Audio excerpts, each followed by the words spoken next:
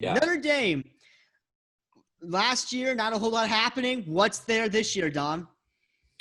Well, John Mooney averaged a triple-double last year, or not a triple, sorry. John Mooney averaged a double-double last year, and he's gone. So already that spells problems because not only can he get boards, but he can also put the ball in the hoop. So they're losing him. They're also losing TJ Gibbs, their second highest scorer. So outside of that, they're returning just about everyone. Mike Bray honestly could be on the hot seat. He's been at Notre Dame for a long time. I would think that unless they're just absolutely awful, they don't move on from him. But if they are in the bottom tier in the ACC again, after they were consistently a low single digit seed in the NCAA tournament, they were a buzzer beater away from knocking off that undefeated Kentucky team just a couple of years ago, and now they're not there. I think they do rebound a bit this year. They're not really recruiting all that well.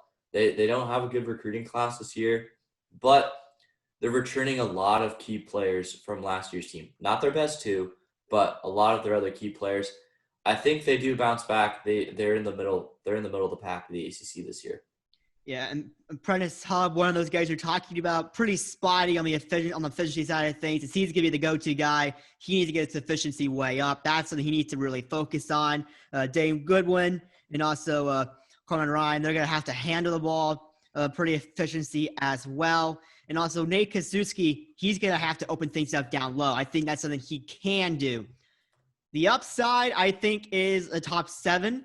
But the reality might be a little more in the 10 or 12 range. I do think that if we're going to go off the tier system, Notre Dame is effectively out of the bottom tier. I think that Boston College, Wake Forest, Pittsburgh constitutes that, even though Boston College has that upside to go a little bit further up.